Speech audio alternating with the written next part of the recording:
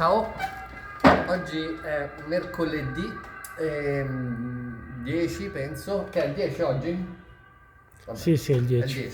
10 gennaio 2024 e oggi vi parlo di quello che faccio io quando sono nel mio negozio. La mia giornata si divide in due. La mattina sto qui in negozio e il pomeriggio prendo macchina, furgone o motorino a seconda di dove vengo chiamato e vado nelle case dei privati a vedere mobili, oggetti, arredi vari. Come mi contattano i privati? In diversi modi, diciamo oggigiorno l'80% dei contatti è WhatsApp, mi mandano immediatamente le foto tramite WhatsApp e io entro 48 ore rispondo a tutti. Poi il secondo metodo è le mail, quindi mi mandano le foto, c'è ancora chi manda le foto tramite email, altri mi telefonano e altri addirittura mi mandano le foto cartacee come una volta, ovviamente le persone anziane. L'unico modo, sono tutti modi sbagliati, errati, tranne il primo, WhatsApp. Quindi se mi volete proporre il vostro arredo, inviatemi le foto tramite WhatsApp senza chiamarmi, che è la cosa più semplice.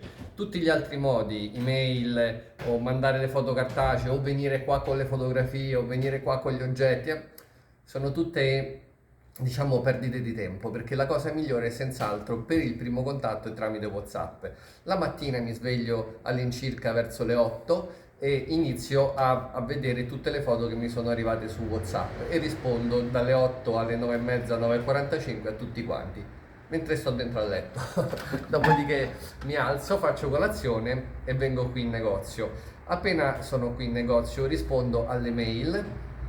Rispondere alle mail vuol dire impiegare all'incirca la metà, il doppio del tempo che impiego su WhatsApp, perché ci sono degli allegati, vanno aperti, tante volte bisogna cercare il programma per aprire queste foto e insomma si fa un po' lunga, quindi io preferisco WhatsApp. Detto questo, quindi rispondo alle mail, intanto iniziano a entrare le persone, i miei collaboratori fanno il loro lavoro, c'è chi restaura, c'è il responsabile della vendita Marco che si occupa delle spedizioni, di fare le spedizioni. Noi vendiamo molto tramite internet, quindi la prima cosa che facciamo la mattina è, per quanto riguarda il reparto vendite, spedire, per quanto riguarda me, vedere tutte le mail. Una volta finite le mail, a volte ci metto anche un'ora, sono tante, all'incirca tra WhatsApp, email e telefonate abbiamo all'incirca 300-400 contatti ogni giorno, per quello che a volte ritardiamo un pochino, però in genere entro 48 ore al momento ancora ce la facciamo a rispondere a tutti. Dopodiché intanto vengono le persone con gli oggetti, molte persone, molti appuntamenti io ce l'ho qua la mattina perché molto spesso rispondo alle mail o WhatsApp, guardi non lo vedo bene il dipinto, quindi me lo porti o la scultura. A questo proposito vi volevo dire che quando mi mandate la foto di un quadro o di una scultura, fatela bene, non ne fate una sola, fatene più di una. A tutte le persone che ci rispondono, che ci contattano tramite WhatsApp o tramite email, io ho tre tipi di risposte prescritte.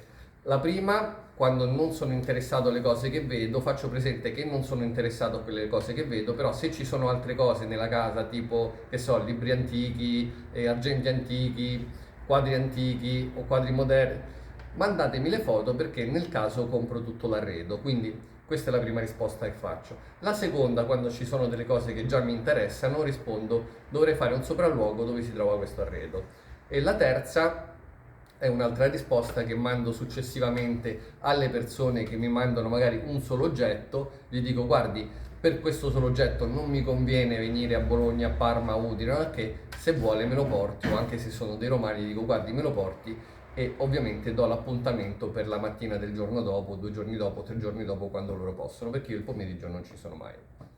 Detto questo, vi volevo parlare, allora eravamo rimasti, per chi mi segue assiduamente, domenica sono andato con mia figlia al mercatino di Porta Portese e ho comprato un quadro. La firma non era leggibile, quindi io stamattina ci ho perso un pochino di tempo, diciamo 10 minuti, e dopo 10 minuti sono riuscito a capire chi è il pittore. Quindi dal punto di vista temporale è un pittore attivo a Napoli tra la fine dell'Ottocento e il 1950. Vi rifaccio vedere il quadro.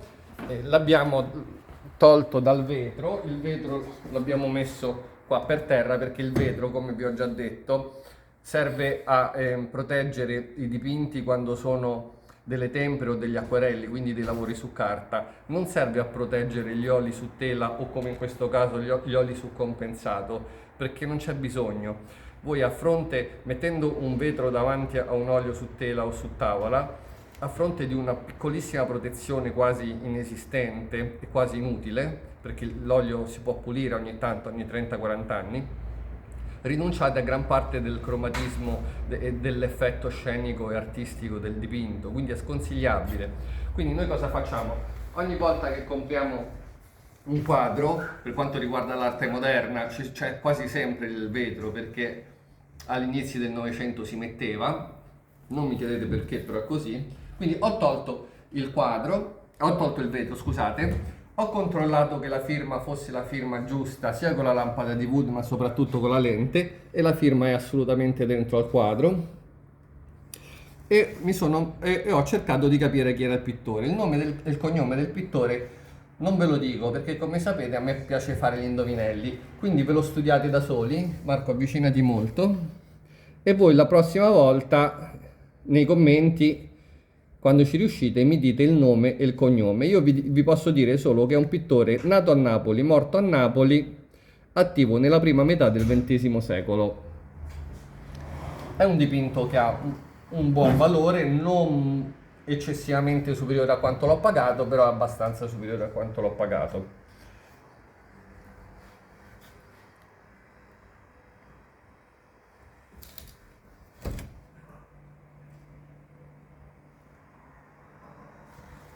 E lo rimetterò insieme alla cornice, che è molto bella, diciamo bella, non molto bella. È una cornice in stile Luigi XV, ovviamente fatta insieme al quadro, quindi nel 1930, nel 1940 circa. Perché il quadro lo rimetto nella cornice e non li vendo separatamente? Perché la cornice è la sua, non si separa mai un quadro dalla sua cornice, non è bello farlo. Come faccio a dire che è la sua? Allora, vediamo. Allora, innanzitutto, come vedete, la cornice nasce così, non è tagliata. Gli spigoli coincidono perfettamente, il passepartout fa parte della cornice. Andando a vedere dietro, il quadro combacia perfettamente. Questo già è un indizio del fatto che cornice e quadro sono coevi, ma non è l'unico indizio. Qual è l'altro indizio? Vedete questi chiodi qua? Ora, cornici che passano da un quadro all'altro non hanno sempre solo una serie di chiodi, questi sono tutti i suoi chiodi originali. Hanno dei buchi qua, diversi buchi, poi c'è un attaccaglia qua, c'è un attaccaglia qua, un attaccaglia qua. Questa invece è perfetta, nasce così e muore così. È una cornice che è stata fatta probabilmente per questo quadro. Il passepartout non c'è, quindi è della cornice, quindi nessuno ha dovuto adattare la misura del quadro a quella della cornice. Soprattutto non ci sono buchi che fanno pensare che ci fosse prima un altro quadro e poi è stato cambiato, perché se ci fossero, togliendo i chiodi, non li avrebbero poi rimessi nello stesso identico punto, magari l'avrebbero messo qua o qua, lasciando qui una cicatrice.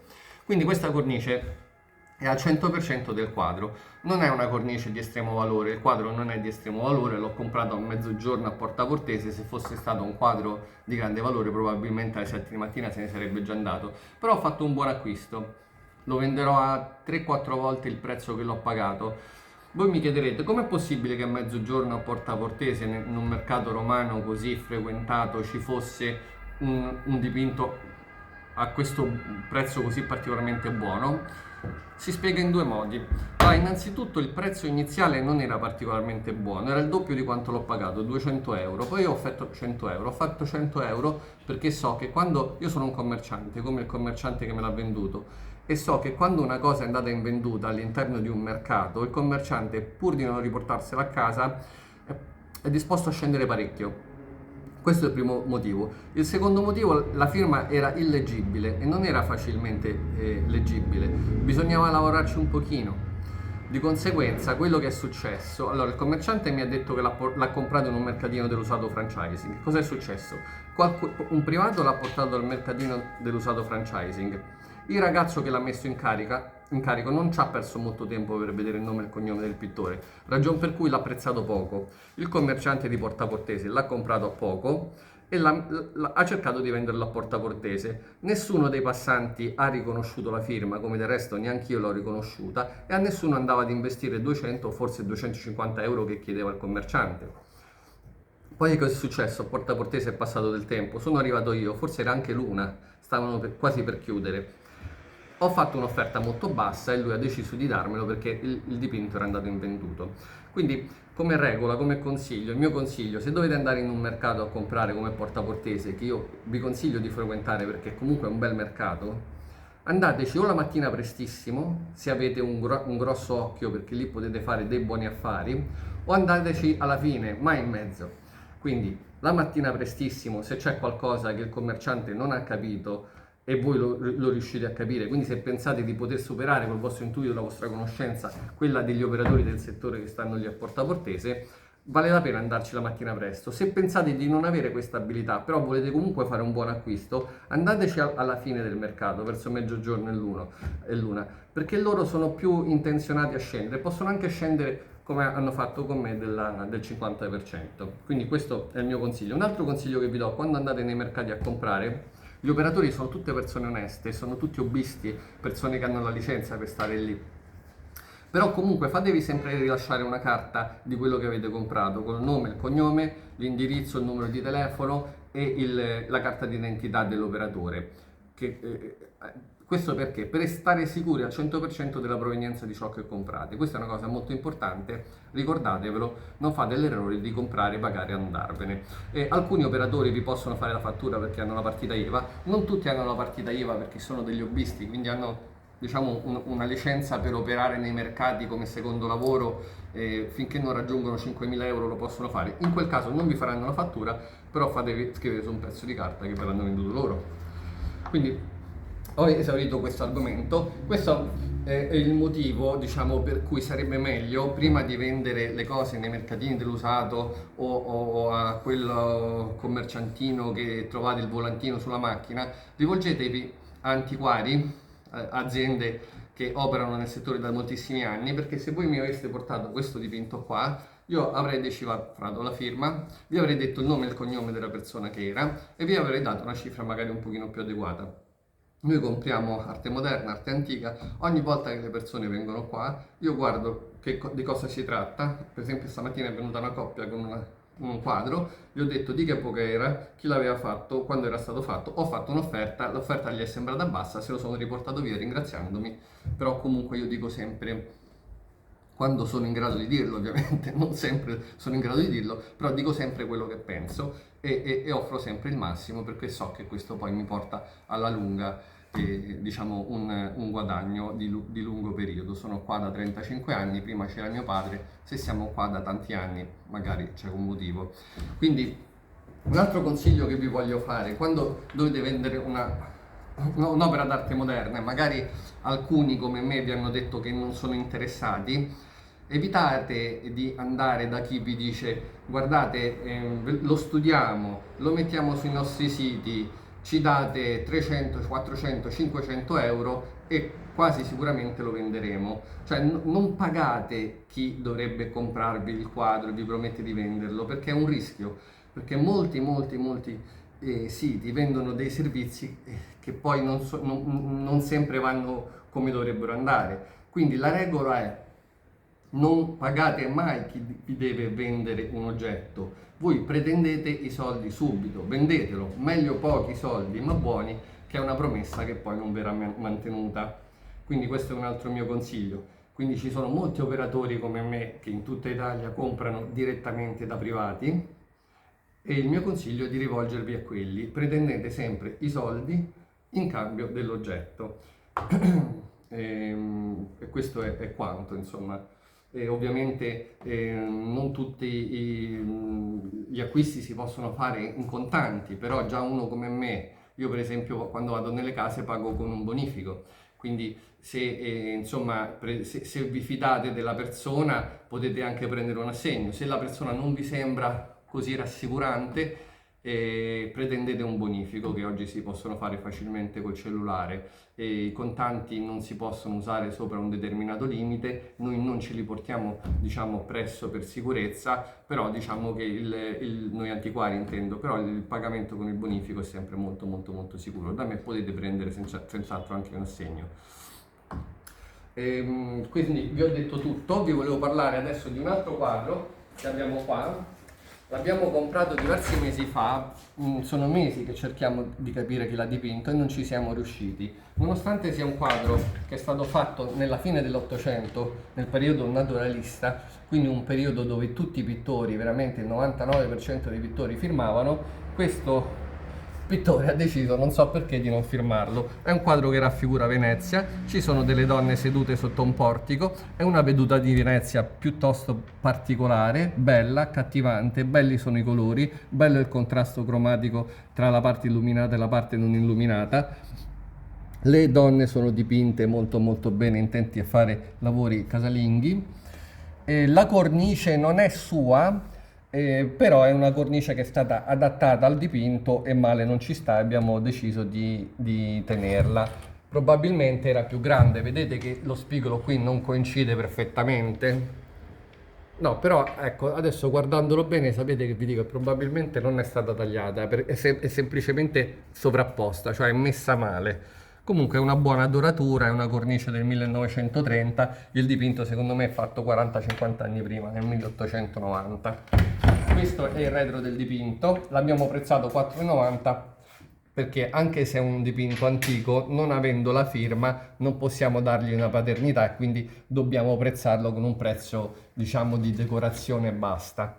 Lo reputo un ottimo affare, non ve lo voglio vendere per forza, intanto lo venderò comunque nel mio negozio, però vi voglio far vedere una cosa. Il dipinto è in prima tela. Come si fa a vedere quando un quadro è in prima tela? È molto importante che un quadro sia in prima tela? Nì, fa piacere, è come un mobile che ha tutte le foto originali, un mobile che ce l'ha rimesse. Un dipinto in prima tela è un dipinto che non è mai stato rintelato e quindi probabilmente non è mai stato bucato. Come si fa a vedere che è in prima tela? Si può vedere da davanti? No, è molto difficile. Si guarda da qua, vedete questa parte colorata? Questa parte fa parte del dipinto. Rigirandola non avremmo interruzioni di tela, quindi è la stessa tela del dipinto. Se invece qui ci fosse un'altra tela qua sotto, attaccata qua sotto, vorrebbe dire che un restauratore negli anni, magari 50 anni fa o 100 anni fa, ha dovuto rintelarlo perché il dipinto aveva dei problemi. Quindi questo è uno dei primi modi, diciamo, più facili e immediati, anche se non c'è la lampada di wood appresso, per vedere che un dipinto è abbastanza integro, il fatto che non sia rintelato. Molti dipinti sono rintelati e non vuol dire che non bisogna comprarli perché sono rintelati, però magari dargli un'occhiata un pochino più da vicino per vedere perché sono stati rintelati, perché generalmente c'erano dei buchi, delle fessurazioni. Oggigiorno non si rintela più completamente, salvo in rari casi. Si rintela parzialmente, ci sono delle tecniche per cui si vede proprio il cerottino qua dietro, invece una volta anche per un buchino si decideva di rintellare tutto il quadro. Vabbè, quindi questo oggi lo prezziamo 4,90, sta qua perché lo mettiamo su internet, speriamo di venderlo, se volete fare un buon acquisto. Questo è un buon acquisto. Vi faccio anche vedere un altro quadro che ho acquistato lunedì.